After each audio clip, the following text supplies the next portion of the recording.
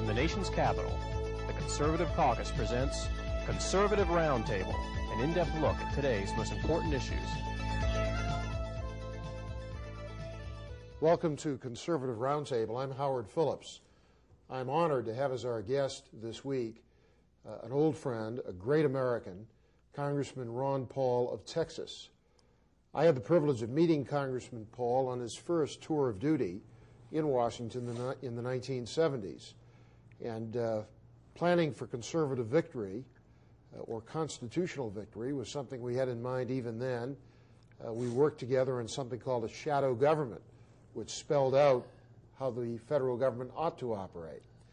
I had the privilege of supporting the congressman in a statewide race that he made in Texas, and I voted for him with enthusiasm when he was a candidate for president on the Libertarian Party ticket in 1988. He is a man who has always been willing to show courage for his principles. He's a strong pro-lifer. Professionally, he's a doctor. He grew up in Pittsburgh. He graduated from Gettysburg College in Pennsylvania and the Duke University School of Medicine. He was a flight surgeon in the United States Air Force, and he gave up a successful private practice to come back to the Congress of the United States.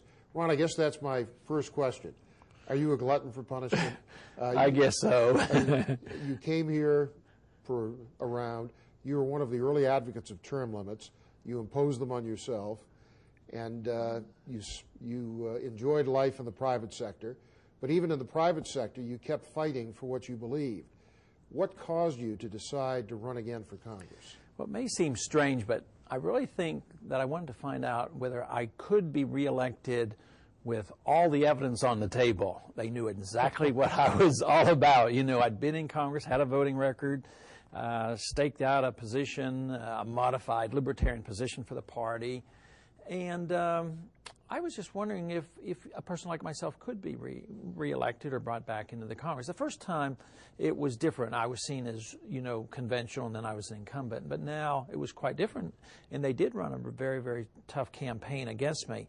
So it was that, but I've remained interested in public policy. I've had a newsletter. You know, I've had a newsletter while I was out. I was out for 12 years, went back to medical practice, had an educational foundation. I'm convinced that education is the most important thing long term, but some of us can achieve some educational benefits by being in Congress to draw attention to the very important issues. Let's talk a little bit about the practical side.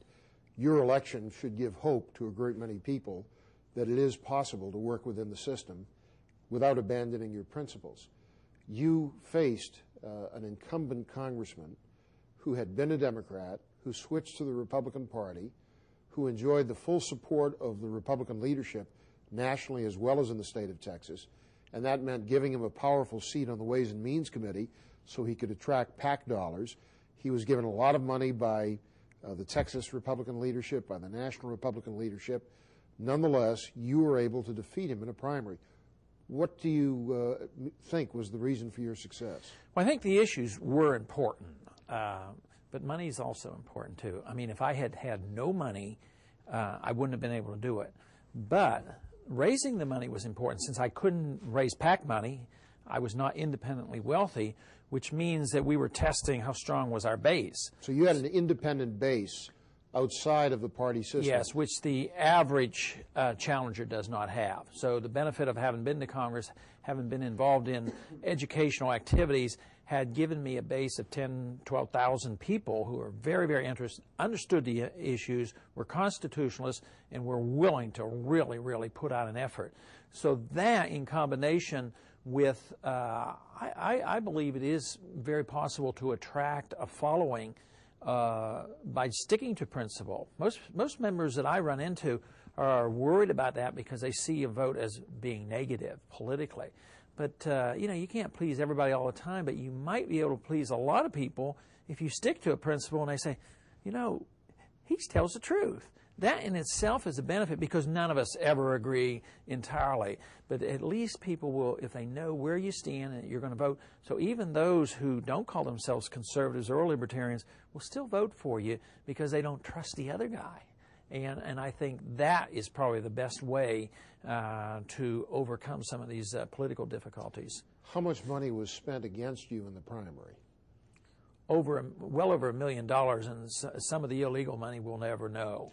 And how much did you spend to win? Probably a little bit less, but not much less. We did raise a lot of money, and we were able to compete, and that was probably what was their biggest surprise. They thought, well, he'll raise some money, but he can't compete with us. I mean, we run the party, and they had 72 donors from the Congress itself. I mean, the arm twisting was there. Taking their own PACs and putting money. Yes, they took their own PAC, and they said, this is a litmus test. We can't let our party building suffer. So their idea of party building was, of course, taking a guy that voted 68% of the time with Clinton, and to really object to somebody who may stake out a position as very, very conservative, libertarian. They do not want that. You had to fight a two-front war.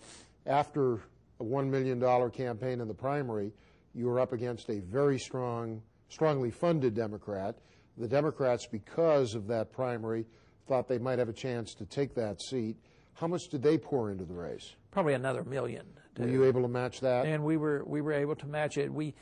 We at that time thought we would qualify for a nice sum from the Republican National Party, because I think it's like $65,000 or $70,000, because they always reserve that amount of money for the nominee of the party.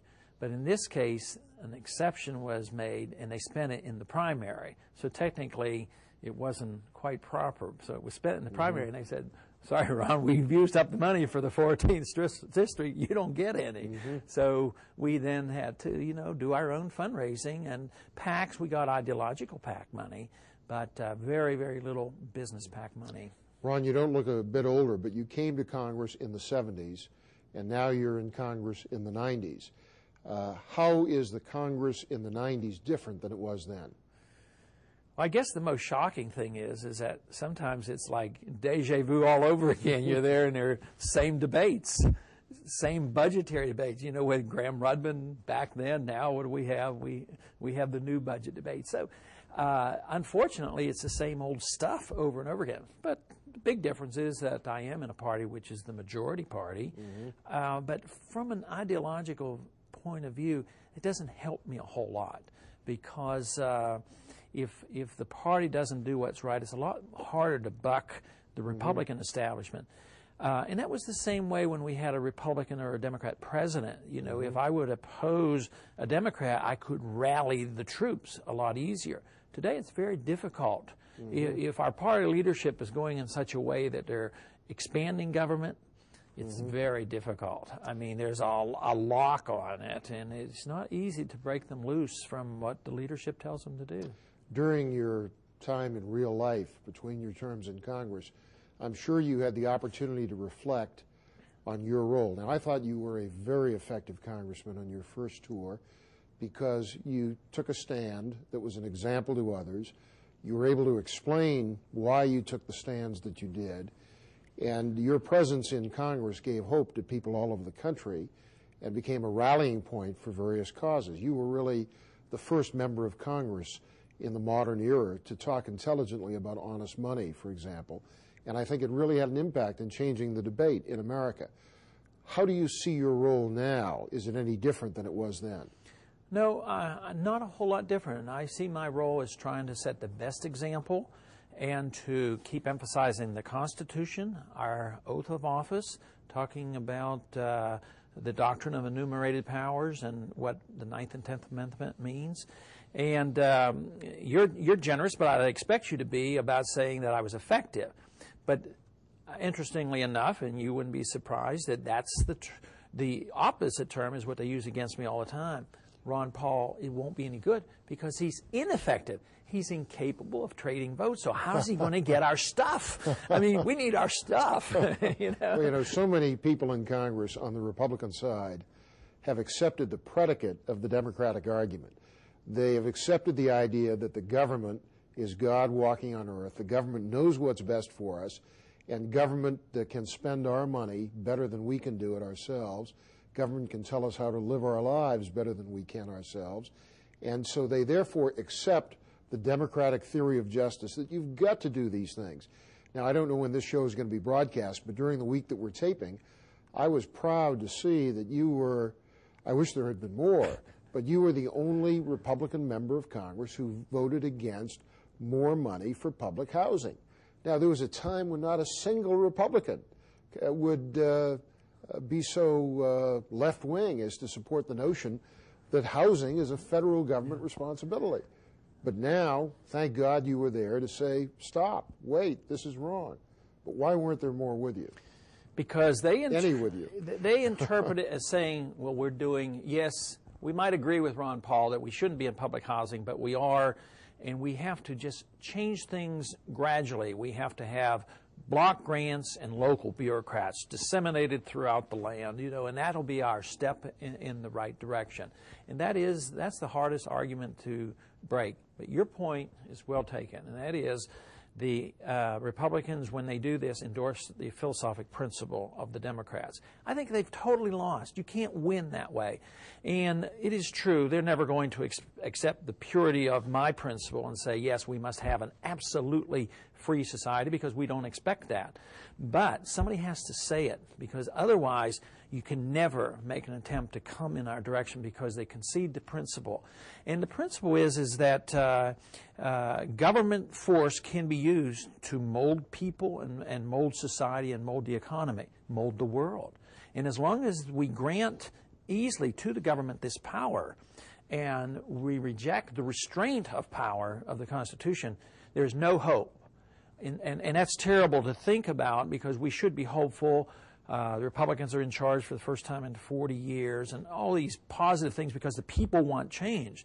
I'm more hopeful what the people are demanding, but they haven't demanded that the Republicans come here and endorse the same principle that the Democrats endorse. That's a real fundamental problem, and we have to be able to state, you know, with clarity of what we believe in. You know, I think a lot of the problems arise from the fact that members of Congress, understandably wanting to be reelected, don't think they can get away with doing what their conscience and their mind tell them is correct. And my prayer is that by your explaining these issues to them, more and more of them will say, yeah, that makes sense. I can get away with that. I can explain that to my constituents. Yeah, let's hope so. And it might be said, well, you know, so-and-so's in a strongly Republican district. Oh, I'm not. I'm in a 50-50 district, so I do have to explain. And I do think that if you're consistent and honest and straightforward, that's worth something too. But I don't know whether they're going to get that courage or not. There are some districts, I guess, if you voted against public housing, it would be an automatic default. I'm not sure there are that many. I think, but you know, I think your point is correct, that people are looking for someone who will act on principle regardless of the personal consequences. But you know what's going in our direction, and I argue this too. It'd be great if we could win it on the Constitution and moral arguments, which is, you know, obviously very important. But now, and this again goes back to your question, why am I motivated now? I'm motivated now because I think we're approaching a financial crisis, that we've spent beyond our means, that the dollar's weaker than anybody believes, that this budget's way out of control, and these things aren't going to work, and taxes are going to go up. And so this process continues. And now we have the financial argument on our side. Where are they going to get the money? Yeah, well, they can keep voting for all this public housing, but what are they going to do? Print the money? Taxes more? Borrow more? So the finances finally bring us to a halt. You know, we did not have to invade the Soviet Union to break it up. It was, as Mises said, it was the collapse and the failed policy of the socialist system that made the Soviets collapse.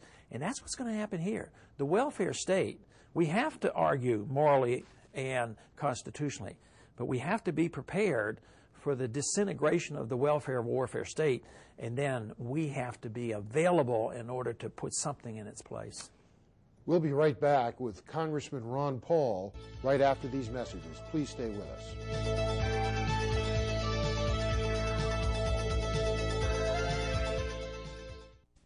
Hello, I'm Howard Phillips. The Conservative Caucus has been actively fighting since 1974 for less expensive government and lower taxes imposed upon the American people by the federal government. If you want to become part of our effort to reduce the size and cost and regulatory burden of the federal government. I hope you will call the number shown on your screen. For more information about the Conservative Caucus, write us at 450 Maple Avenue East, Vienna, Virginia 22180, or call 703-938-9626. Here's how you can become a citizen lobbyist and influence how your representatives vote. Write a letter to your congressmen and senators. Speak out on a call-in talk radio program. Write a letter to the editor of your local newspaper, and call the Conservative Caucus for more information at 703-938-9626.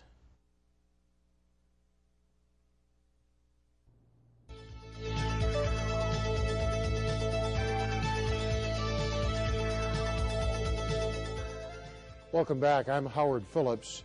Our guest for this broadcast is Congressman Ron Paul, Republican of Texas.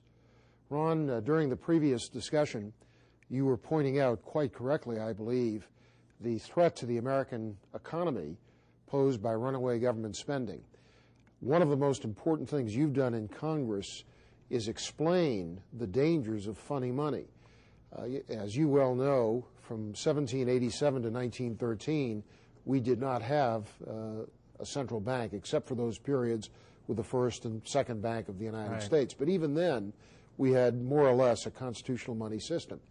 In that period of time, cumulatively, inflation was only about 17% over 126 years. Since 1913, it's been more than 1,000%. Right.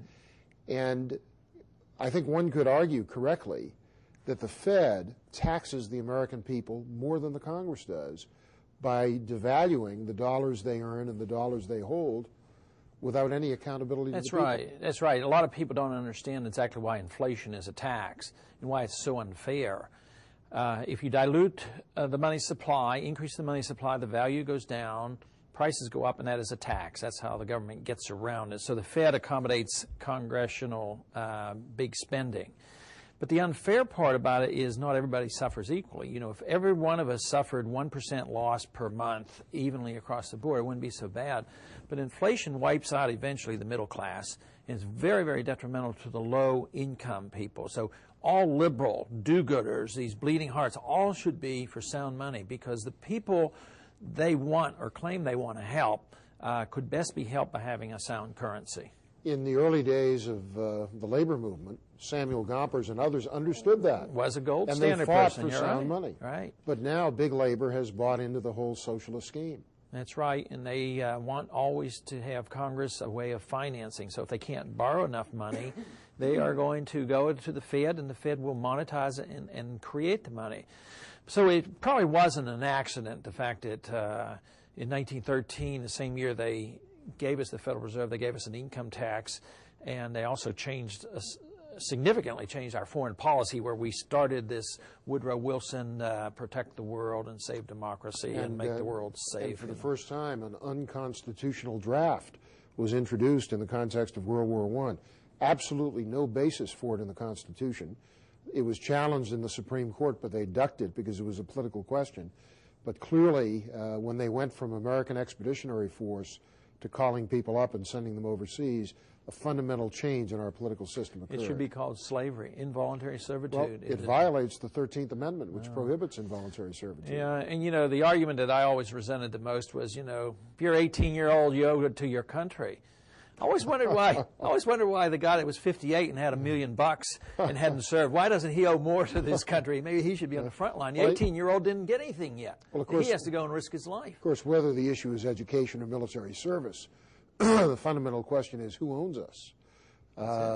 Do the parents have prior responsibility for the child, a prior claim on the child they brought into the world, or does the government own the child? Well, unfortunately, the government's winning out, whether it's permission to a 15-year-old to have an abortion. The government's given permission the entire time. I mean, it is assumed that the government is in control. Look at the tax system. The tax system, the whole concept of the income tax assumes they own all of you and they'll permit you to keep a certain percentage. And then, even after we work hard, save our money, and invest, if we sell something, we have to share our profits with the government. Then if we die, we can't even give it to our kids without saying, well, we're part owners with the government. We have to give the government this much. We get to keep this much. So there's another example of where you have to state the principle. They don't get anything. They shouldn't get anything because they're not part owners in our life and our families.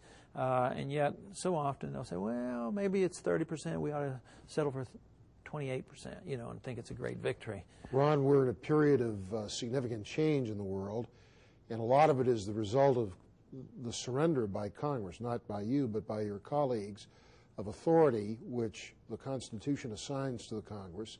Congress has passed that authority on, not just to institutions domestically, regulatory agencies, civil service, nonprofit corporations, the judiciary, the president, the Fed. They've also passed on policy-setting authority to international institutions, World Bank, International Monetary Fund. The dollar and its value in the world is manipulated by many of these unaccountable institutions, including the Fed. But we now see a situation where our chickens may come home to roost. Because the dollar has been the reserve currency of the world, our profligacy in terms of our indebtedness, our overspending, et cetera, has been borne. The pain of it has been borne by other countries. But we see the European community moving towards something called the euro, replacing domestic currencies. It's possible that the dollar may no longer be the reserve currency of the world 10 or 20 years out. What will that portend for us? Well, that's the issue that I try to study on a daily basis, because I think that is where the final collapse is going to come. It's going to be over the dollar when the trust in the dollar is lost. Really and truly, there's not much about the dollar that we should trust. Because we do spend, we do hear a lot of complaint because of our balance of trade, but actually the imbalance of trade, our negative balance, means that foreigners are foolish enough to take our money, and they're really financing our inflation. They're buying treasury bills. I mean, last year the foreign central banks took in over $105 billion of our debt, so they are financing our debt. And we buy cars, we do everything. They take our money and they're holding it. But periodically, they notice that they have too many. In 1971, they did. Gold was $35 an ounce. There was a collapse of the Bretton Woods, radical adjustments, inflation of the 1970s. In the end of the 1970s, we had the same kind of problem, dumping of dollars, gold soaring to $700, $800. I think the bubble is bigger. So when they come in and they restore some bit of confidence, it means that they've sort of patched the bubble. The bubble keeps getting bigger and bigger. So now the debt is bigger. Our national debt is bigger. Our foreign debt is bigger. Our domestic debt, consumer debt is bigger. So they've been able to keep it together. But the day when they lose significant confidence in the dollar is when you're going to see really ramifications in the currency markets, the stock markets, and we're going to see domestic inflation. So it's really a question of legitimacy and credibility for the dollar. The dollar is really a piece of rag with green ink on it, and it's proclaimed to have a certain value. It's proclaimed to be a store of value. But when people say there's something better or more trustworthy, then it could collapse overnight. That's right. And they, go ahead. We're going to have to take a break, and we'll finish this part of our conversation during the next session. And what I'd like you to do, since I think we both agree about the danger we face, is give me some thoughts on what individual Americans can and should do to protect themselves and their families against what could be a major economic collapse. Please stay with us. We'll be back with Congressman Ron Paul of Texas.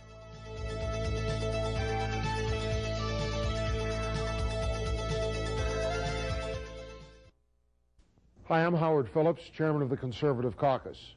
I'm inviting you to learn more about the Conservative Caucus, a grassroots public policy action organization that was founded in 1974. Whether you're opposed to socialized medicine, interested in making Congress more accountable, stopping the New World Order, fighting gun control, reducing taxes, or restoring America to its biblical premises and constitutional boundaries, we're the organization you're looking for.